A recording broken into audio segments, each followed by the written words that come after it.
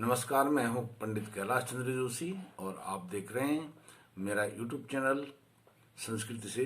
मित्रों, आपका स्वागत है मेरे चैनल पर। आज मैं आपके साथ एक बहुत सुंदर प्रसंग लेकर के आया हूं। आपके साथ बात करूंगा श्री तुलसी जी का पूजन और उनका विवाह। कार्तिक मास में उनके विवाह और उनके पूजन की विशेष महत्ता है।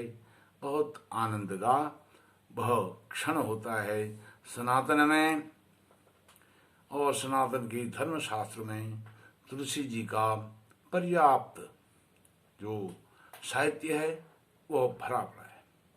मित्रों, सर्वप्रथम आप मेरे चैनल को सब्सक्राइब कीजिए, मेरी इस वीडियो को लाइक कीजिए, शेयर कीजिए, अपने सभी सनातनी मित्रों तक इस वीडियो को शेयर कीजिए। सर्वप्रथम तुलसी जी के पूजन के विषय में बताऊंगा कि जब तुलसी जी का पूजन करते हैं कार्तिक शुक्ल द्वादशी के दिन तुलसी जी का पूजन किया जाता है, और एकादशी के दिन विष्णु भगवान जो अपनी शयन मुद्रा में हैं उनको जगाया जाता है। उत्तिष्ठ उत्तिष्ठ गोविंद उत्तिष्ठ गरुड़ध्वज उत्तिष्ठ कमलाकांत त्रैलोक्यम मंगलम गुरु। त्रैलोक्य में त्रिलोक में मंगल की कामना करने के लिए यह सब उनको जगाया जाता है और उनसे प्रार्थना की जाती है कि संपूर्ण चराचर जगत में वह अपनी कृपा दृष्टि बनाए रखें। तो एकादशी के दिन उपवास रख करके द्वादशी को तुलसी जी का पूजन होता है और सालग्राम भगवान को तुलसी को अर्पण किया जाता है। उनके साथ सालग्राम जी के साथ तुलसी जी का विवाह कर दिया जाता है और उनको अपने घर से विदा कर दिया जाता है। इस प्रकार से सर्वप्रथम गणेश जी का पूजन करना चाहिए संकल्प के साथ। वो संकल्प कैसा होगा मैं आपको पढ़ करके सुनाता हूँ। संपूर्ण संकल्प केवल तुलसी जी का संकल्प में बताऊंगा। मम जो भी कहने वाला है, मम समस्त पातक शमन पूर्वकम भर्ता सह अखंडित सुख सौभाग्य संतत्या आयु आरोग्य ऐश्वर्याभिवृद्धि अभीष्ट सिद्धि द्वारा अनादि मध्य निधनाय त्रैलोक्य प्रतिपालिनीं वृक्ष स्वरूपिणीं पार्वती बीज संभूताम बिंदा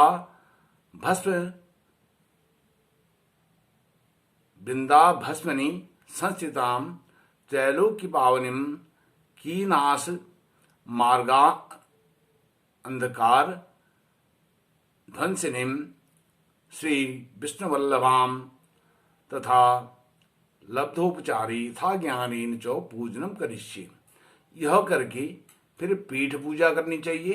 तुलसी जी का फिर ध्यान, तुलसी जी का ध्यान है ध्याये च तुलसीम देवीम श्यामां कमललोचनां प्रसन्नां पद्मकल्लार बराभय चतुर्भुजां किरीट हार केयूर कुंडलादि विभूषितां धौलान सुख संयुक्तां पद्मासन निषेवितां।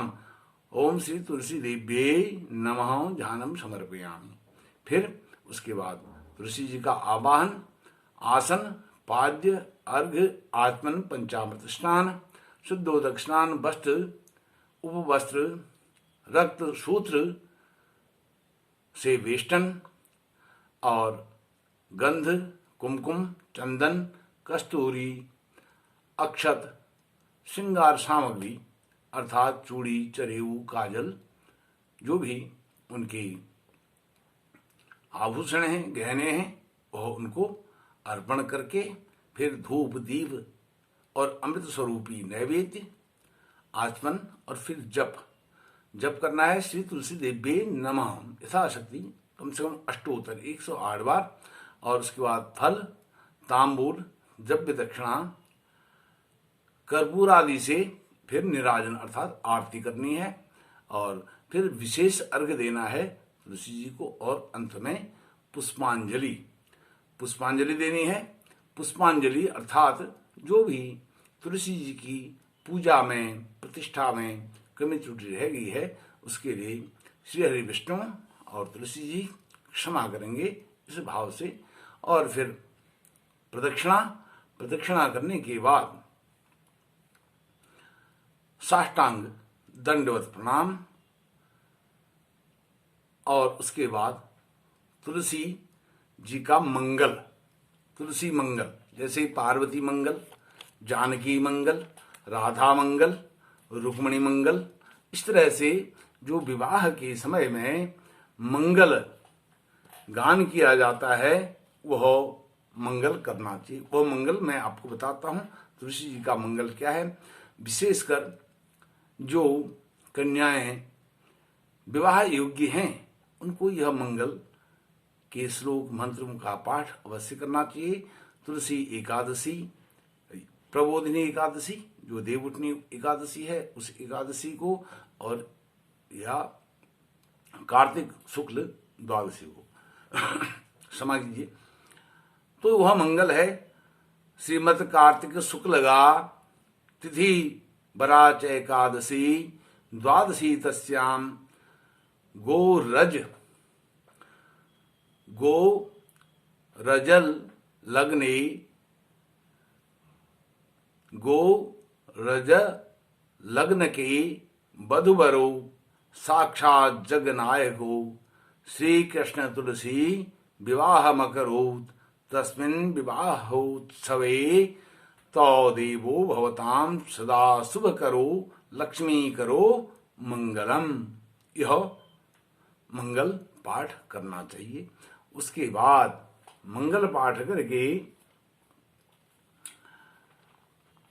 फिर भगवान जो सालग्राम है, सालग्राम जी को अर्पित कर देना चाहिए तुलसी जी को, अर्थात उनके साथ विवाह कर देना चाहिए। सालग्राम, यदि सालग्राम शिला आपके पास नहीं है, आपके घर में नहीं है, तो स्वर्ण प्रतिमा, एक सोने का छोटा सा भी टुकड़ा आप रख देंगे, उसमें विष्णु भगवान की प्रतिष्ठा करके वह एक सोने का छोटा भी टुकड़ा, वह एक प्रतिमा उसको माना गया है, उसके साथ तुलसी जी का विवाह कर देंगे। उस स्वर्ण प्रतिमा को प्रतिष्ठित करके उनको विष्णु भगवान के रूप में मान करके तुलसी जी को उन्हें सौंप देंगे, जैसे कन्या को वर जी को सौंप देते हैं कन्या के माता पिता। इसी तरह से अब तुलसी जो हैं, जिनकी किसी भी देवी के साथ तुलना ना हो, अर्थात अतुलनीय है, उनका नाम तुलसी है। तो वह सभी देवियों में, जितनी भी देवियां हैं उन सभी देवियों में श्रेष्ठ हैं। वह कमला हैं, अर्थात जो कमलापति हैं भगवान श्री हरि विष्णु, उनकी वह आत्मा है। तो यह उनको सौंप करके उनकी पूजा विधि विवाह आदि संपन्न करके फिर क्षमा याचना करनी चाहिए। कैसे? यस्य स्मृतार्चनाम् उक्त्वा तवो यज्ञं गृहादिषु नूनं संपूर्णतां यान्ति सद्यो वन्दे तम अच्युतम। 3 बार कहना चाहिए, ओम अच्युताय नमः, ओम अच्युताय नमः, ओम अच्युताय नमः।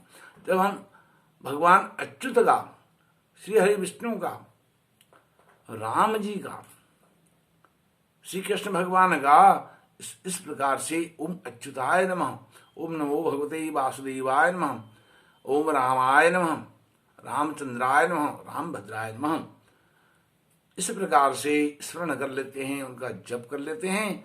तो उसमें तुलसी जी का, राधा जी का, रुक्मणी जी का, सीता जी का, जानकी जी, पार्वती जी, सबका जप हो जाता है।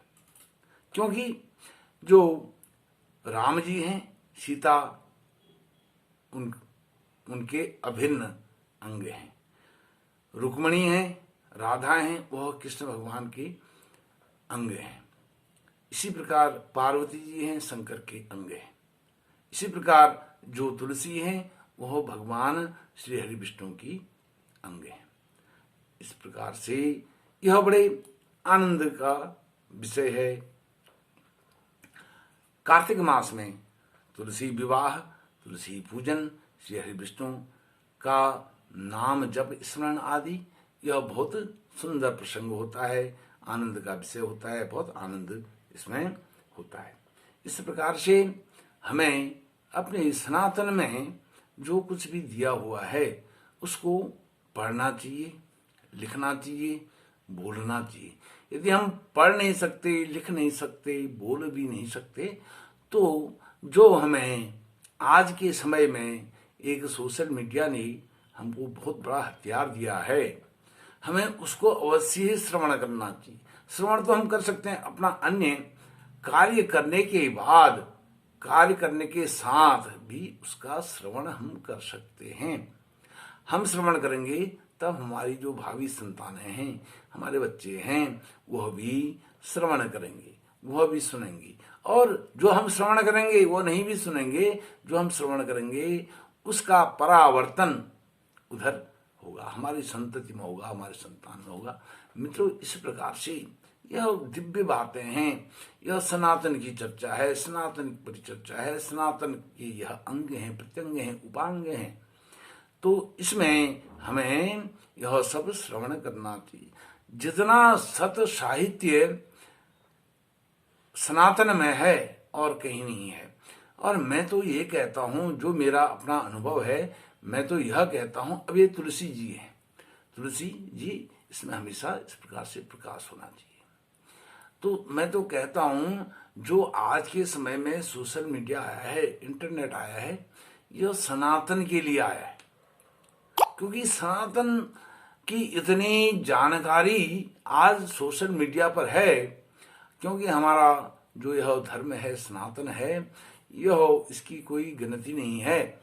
कब यह आरंभ हुआ है, इसके जन्म का कोई प्रमाण आज तक नहीं मिलता है।